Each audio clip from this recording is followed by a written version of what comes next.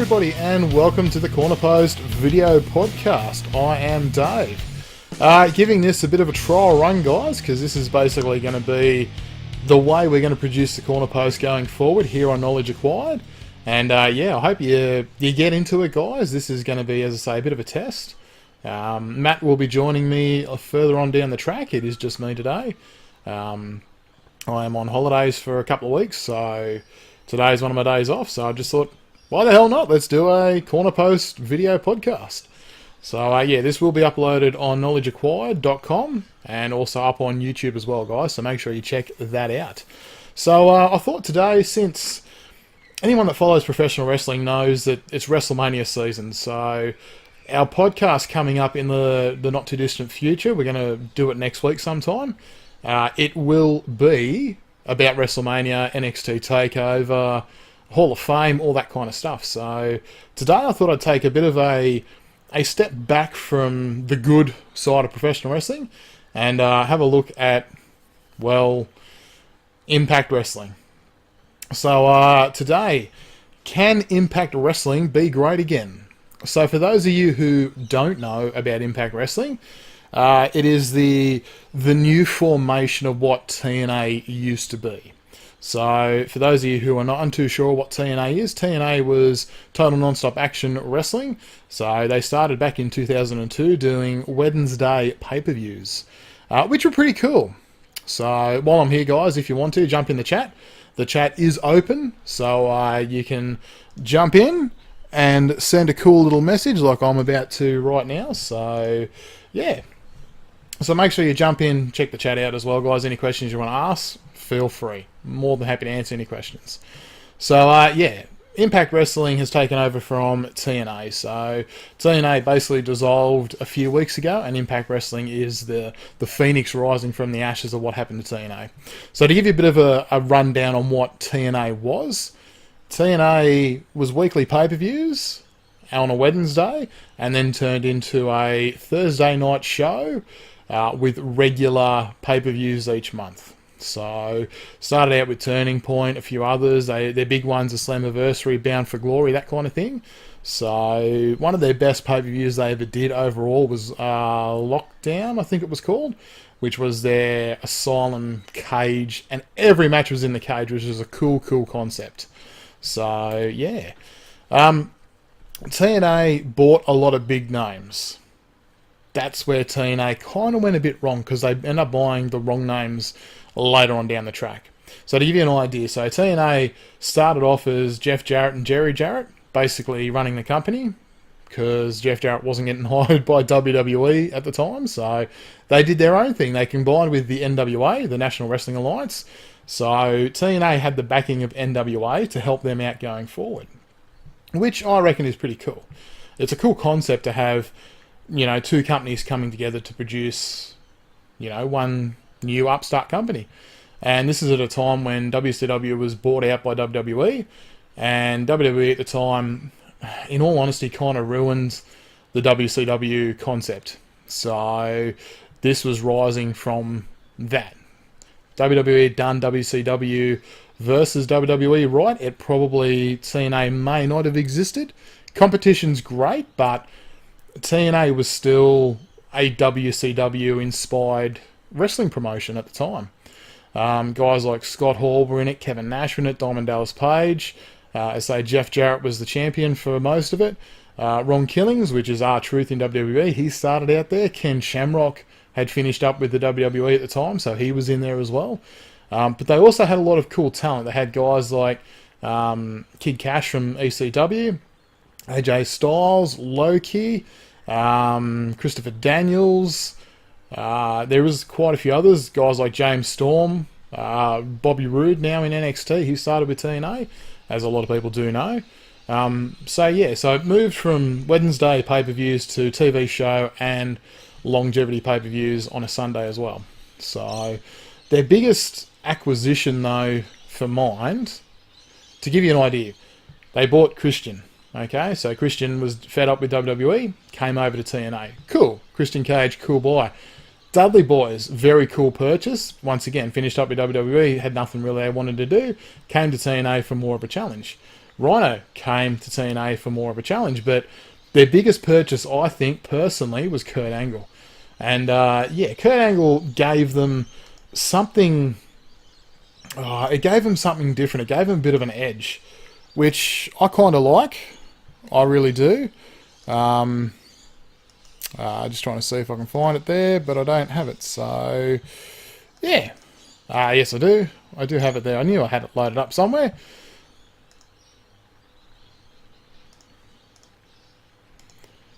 Okay, so, yeah, to give you guys an idea, Kurt Angle was probably the biggest thing at the time that TNA got. It broke their internet, to be honest with you. It broke their website. Now, so this is 2006. It was the end of one of their pay-per-views, and this promo aired, which was unreal. It really, really was. To know that Kurt Angle was done in WWE, and for any wrestling fan at the time, you kind of just predicted that Kurt Angle was going to retire. Because he was injured, he was hurt, he'd kind of had enough. And you just expected that was how the whole Kurt Angle thing was going to end, but it didn't. Which is very, very cool. He ended up here in TNA. So what you're looking at now on the bottom left-hand corner is his Impact debut. And what does he do? The headbutt heard all the way around the world. Bang, Samoa Joe. Samoa Joe at the time was being billed as the best in TNA. And in all honesty, it's a fair point because he was the best in TNA. He'd come off a bit of a run with AJ Styles and Christopher Daniels, which was pretty damn cool.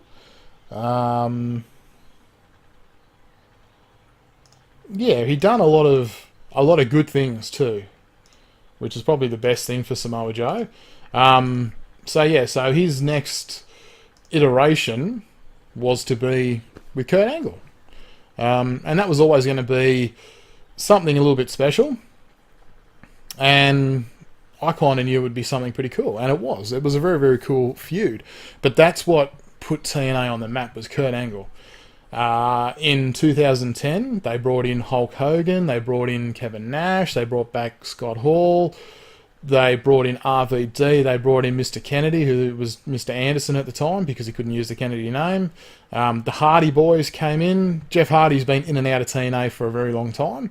But they bought a lot of guys that I think they kind of spent too much money on the wrong talent, to be honest with you, because they weren't keeping their TNA originals. They had a lot of trouble trying to hang on to the guys that, you know, did the groundwork for TNA. And it's a bit like WCW at the time. You can have all the big stars in the world that you want, but if you haven't actually got that middle tier pushing up into that top tier, you don't get your future. Once those top tier guys are gone, all of a sudden you haven't got this big lot of guys that can step up and take on the mantelpiece. It doesn't happen. You know, you end up dropping back to mid-carders that haven't had the time to shine yet. And the fans were behind him, you know. AJ Styles, Chris Sabin, Christopher Daniels, a lot of these guys had been with the company for a very long time. Chris Harris and James Storm, which were America's Most Wanted, they'd broken up, so they were really big at the time. Bobby Roode had broken up from Team Canada. He was really big at the time. Eric Young was in TNA. So to give you an idea on what's in NXT and WWE now, was in TNA, 8 years ago, 7 years ago, 6 years ago, 2 years ago, 3 years ago, that kind of thing. That's how quickly these guys have moved on from TNA. But after they bought Hulk Hogan and brought in all these big names, they moved to Monday Night, which killed TNA dead in the water. There was no chance in hell TNA was going to compete with WWE Monday Night Raw. That was never going to happen. At the time, WWE, it was suffering, the viewership was going down, but unfortunately there was no way that TNA was going to be able to compete with that. That was just, it was never going to happen. And in all honesty, it didn't happen either. So, yeah. Anyway, you turn from TNA, which was a 6-sided ring, into a 4-sided ring once Hulk Hogan came in, and that, was another dagger in the back of TNA at the time. The 6-sided ring separated TNA from WWE, from Ring of Honor, from all these other wrestling companies in the world that use a 4-sided ring. A 6-sided ring separated TNA. It's a Mexico ring, so guys in AAA and Lucha and all that kind of thing use a lot of 6-sided rings. And TNA have used it for quite a few years, but that 3-4 year period where they used the standard square ring, it hurt a lot of fans. And the idea was that they brought the four-sided ring because that's what wrestling is. And for TNA, it wasn't, because you can't be the same as WWE. You've got to be slightly different. You've got to have that edge. You've got to be different. That's what TNA was building up to when they brought Hulk Hogan in. You know, when they brought Hulk Hogan in, that was pretty much the peak of TNA. And then it started the downside decline from there. So, where we are at a couple of years ago, TNA ended up losing their contract on Spike TV, ended up on Destination America, which, you know, halved their audience to begin with. And, you know, when you're getting 2 million people that can watch your show, or were watching your show, to under 1 million watching your show, that ain't good. That's not good for anybody. That's not good for business. It's not good for anybody. And then once you leave Destination America after a year because they don't see the appeal in you, and you go to Pop TV, and then once again, you lose a bit more of your audience. So TNA are averaging round about the 600 to sort of 500,000 mark of views, which is pretty okay, but it's not enough to keep your company in business. So a few months ago, well, the end of last year, Billy Corgan became part of TNA and wanted to run the company, wanted to take the company over, invested a lot of money into the TNA to help it thrive and survive, because TNA was at a point of basically shutting down. There was rumours going around everywhere on the internet that TNA was done. It was done and dusted. That was it. WWE was going to buy it out and we were going to see the end of TNA. But Billy Corgan came on board, and he's a big wrestling fan. He really likes his wrestling. And he kind of came on board to help boost TNA and to try and take it over so he can have full control of TNA going forward and use its assets and everything like that. But that partnership fell through with Panda Energy, who owned TNA, which Dixie Carter is the head of TNA, or was. Which that's another story for another day, because that was just terrible anyway. But yeah, that little relationship dissolved, and it turned into a bit of a financial dispute. And then a company called Fight Network picked up Impact Wrestling, which is probably the best thing in the world. And Anthem Sports, who owns Fight Network, is the head company now of TNA. So you've got a sporting recognised company now running a wrestling promotion, which is probably the best thing for TNA in a lot of years. So ever since Panda Energy took it over, to now a proper company that can probably look after the assets a little bit better, actually now runs the company. The only problem is you're looking at TNA that doesn't have a home. So it's still on Pop TV, but that doesn't do anything. For us that live in Australia, I can't watch Impact Wrestling. I've got to download it or I've got to stream it. If I want to watch Impact Wrestling, there's no way for me to do it. They've just signed a contract in the UK to get back onto Spike TV, which is pretty cool. And they've also, as of this morning, signed on with the WOS, which is the wrestling UK-based promotion, coming back onto ITV in the UK, which is pretty cool. So to have TNA as part of that would be pretty cool. So yeah, exactly right, Trent. So thanks for tuning in, mate. So yeah, so it's not on free-to-air, it's not on pay TV, it's not on anything for us Australian viewers. So that's where we kind of run into a bit of a situation there. So unfortunately, you can stream it. So VIPbox.tv, that pretty much is a good streaming service you'll tend to find it on. Or unfortunately, you've got to download it. So you've got to do the naughty thing, the slap on the wrist. But yeah, if you've got to watch Impact Wrestling, or you want to watch Impact Wrestling, that's the only way you can really do it. And it's a bit disappointing that that's how it's done. I don't like that. I really don't like that at all. So for me, Impact Wrestling would be great if they put it up on YouTube. Do what Culture Pro Wrestling do. Put their episodes up on YouTube, which I think is pretty cool. You know, if you sit down and watch What Culture Pro Wrestling, they're basically bringing in a lot of different guys, and they do a weekly television show, but put it up on YouTube, which is pretty cool. They do their pay-per-views as iPay-per-views and that kind of thing, but that company is generating its own money, but it's all generating it through YouTube and through people paying for its service to watch its pay-per-views. It's a really cool concept. That's probably something Impact Wrestling could take away, is actually doing something like that. Because you can hide TNA or Impact Wrestling now, you can hide it behind, you know, TV companies and that kind of thing, but unless eyes see it, no one's going to follow it. And that's the god-awful truth. I work 6 days, 4-day roster. I have every Friday off. I try and watch a live stream wherever I can find it of Impact Wrestling because I enjoy Impact Wrestling. I always have. The last few years have been really, really tough to watch. I've probably missed, half of what's been on there. The storylines haven't been great. The wrestling has been okay, but they've changed the mic setup. So you hear a lot of banging in the ring now rather than, nice soft tones. So that the sound kind of puts you off a little bit, but it's still wrestling anyway. So it's still pretty cool to watch. But yeah, I feel sorry for the guys actually there that, they're not getting seen. And they're making a lot of deals with AAA. They're making deals with this WOS. They're making deals with different companies around the world. But unless you can see Impact Wrestling, the deals mean nothing. So I know Impact Wrestling a few years ago, I think was on Fuel TV on Fox. So that was okay. At least then you could, if you had the Fuel TV on your Foxtel, you could record it and at least you got to watch it. So... but yeah, and I still think if they could put their episodes up on YouTube for anyone to watch, I think it would be really, really cool. At least it'd keep all the people in the loop. They are putting their highlights up, which is okay, I don't mind. But yeah. Anyway, getting back to Impact Wrestling. So, yeah, basically where they're at now is that the TNA name is dissolved, and it is now rising as Impact Wrestling. So, under new ownership, they've brought back Dutch Mantel to run creative. They've brought back Jeff Jarrett to run the promotion, not physically from in the ring, but he is still running the promotion. They brought back Bruce Pritchard as well. So they've got a lot of different guys actually part of it at the moment. Is there any other wrestling besides TNA, Lucha Underground that can be seen at least online?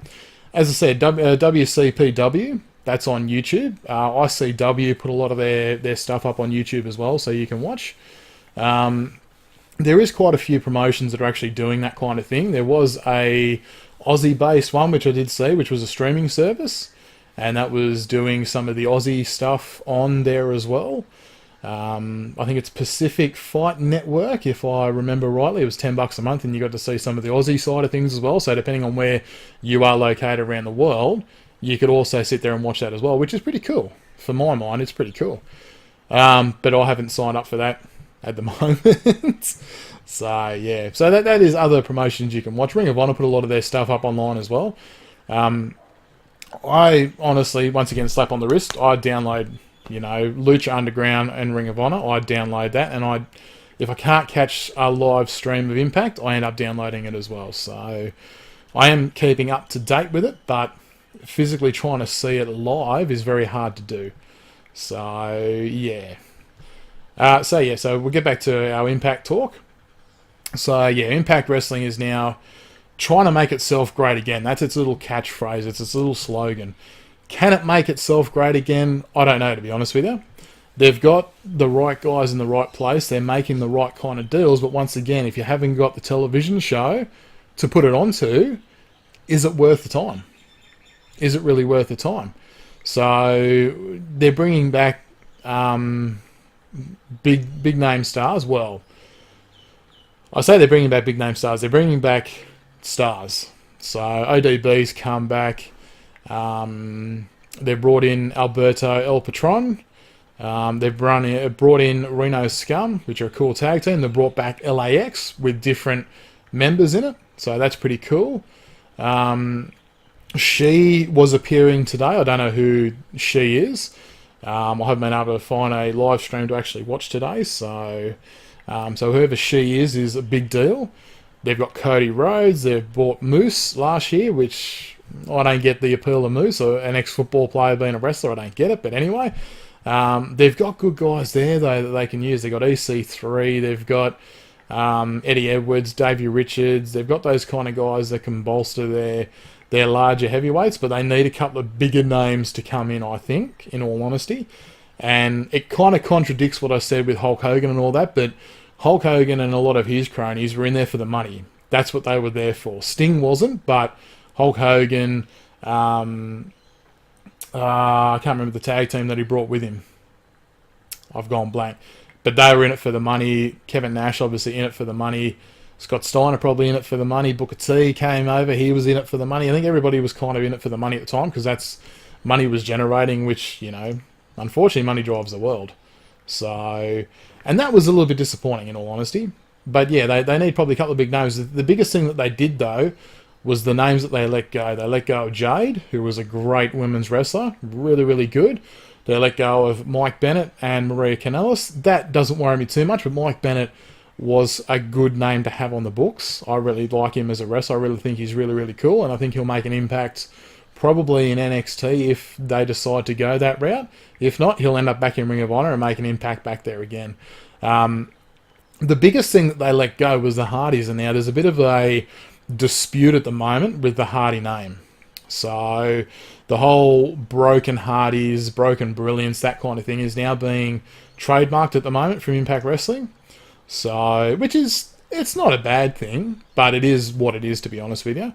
So yeah, Anthem Sports have made a bit of a line in the sand for the Hardy Boys that they can't use their broken gimmick anywhere else. And if you haven't seen the broken gimmick, where the hell have you been in professional wrestling the last year and a half? Seriously. Delete or Decay, the final deletion. Yeah, wow. They were just, you know, it was, in all honesty, probably batshit crazy stuff that you would do for professional wrestling, but it was still cool. It was interesting to watch. It was something different that we hadn't had before. And that's what I really, really kind of liked about it. So, but yeah, letting go of the Hardy Boys is probably one of the biggest things that Impact Wrestling has done. And it's probably going to hurt them in the future going forward too. That's the big thing. So it's going to be interesting to see what happens with this dispute between Anthem Sports and obviously the Hardys over who owns Broken. So, as of this morning, when I jumped on this morning, you could see that YouTube have actually started to trademark a lot of the words that were being used on the Hardy promo clips.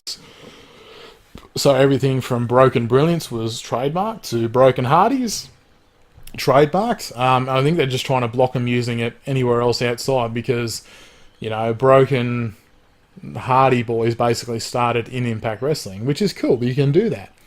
But I don't know who actually owns it. So that could tarnish the Impact name a little bit as well. In all honesty, if I was Impact, I'd just cut my losses and I'd move on. I wouldn't be fighting the Hardy Boys over that. I'd let them have it, let them take it, let them go with it. So yeah, there's no other characters in TNA that can actually do the Broken gimmick, so I don't know why they'd be spending so much money on trying to hold it. I know it's good for their library, but that's fine. Work out a dispute between the two and hang on to that for your library. Don't fight it as hard as what they're fighting with it now. So, but that's all to come anyway. So anyway, guys, I'm just going to wrestle me. Jack the Goat. What do I want to wrestle you for, man? I'm 6'4", I'm about 120 kilos. I don't need to wrestle anybody. Only because I'd win. But yeah, guys, I'm going to leave it at that. So once again, this is just a bit of a quick demo run on the Cornerpost.